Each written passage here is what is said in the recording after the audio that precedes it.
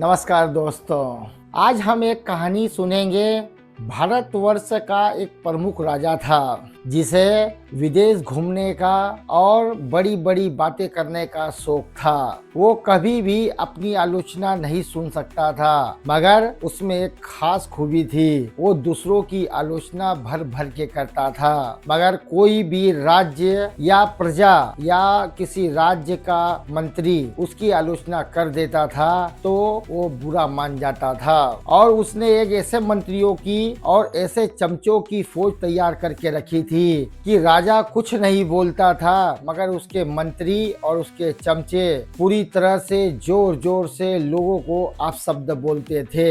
एक दिन क्या हुआ, राजा के खिलाफ उसके राज्य के छोटे छोटे बच्चों ने विद्रोह का बिगुल फूंक दिया और छोटे छोटे बच्चे उसके खिलाफ खड़े हो गए। बच्चे खड़े हुए तो बच्चों ने उसका विरोध बड़े अनूठे तरीके से किया। बच्चों की मांग थी कि उनके गुरुकुल का जो मुख्य प्राचार्य है वो सही नहीं है, उसे हटा के नए प्राचार्य की नियुक्ति की जाए, क्योंकि उनके गुरुकुल का मुख्य प्राचार्य उनके पेपर लीक कर देता था। इससे बच्चे बड़े परेशान होते थे। बच्चे अपनी पढ़ाई करते थे, मगर जब वो परीक्षा देने जाते थे तो परीक्षा देने से पहले उनका पर्चा लीक हो जाता था। तो बच्चे इससे बड़े नाराज होते थे।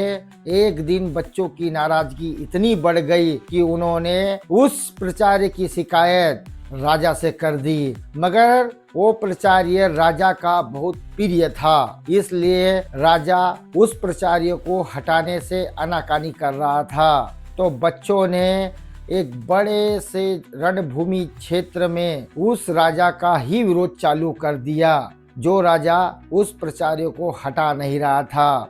बच्चों ने विरोध करते समय कुछ ऐसे शब्दों का प्रयोग किया जिससे राजा नाराज हो गया। एक दिन राजा एक बड़े से प्रोग्राम करता है और उसमें ये नाराजगी जाहिर करता है कि राज्य की प्रजा और ये बच्चे मेरे को आप शब्द बोल रहे हैं। मेरे को आप शब्द तो छोड़ो, मेरी माता जी को भी आप शब्द बोल रहे हैं।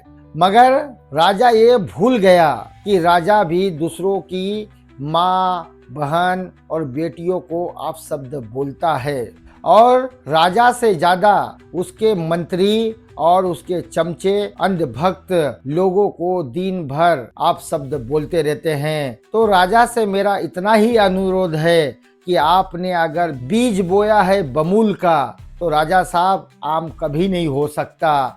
राजा साहब, अगर आप अपने शब्दों की मर्यादा रखेंगे तो जनता भी उन शब्दों की मर्यादा का पालन करेगी, मगर राजा साहब अगर आप अपनी मर्यादा भूल जाओगे तो ये बात सत्य है कि आपकी प्रजा भी वो बातें भूल जाएगी, और फिर जो शब्द प्रजा के मुंह से निकलेंगे वो देश, राज्य और आपके लिए हानिकारक होंगे।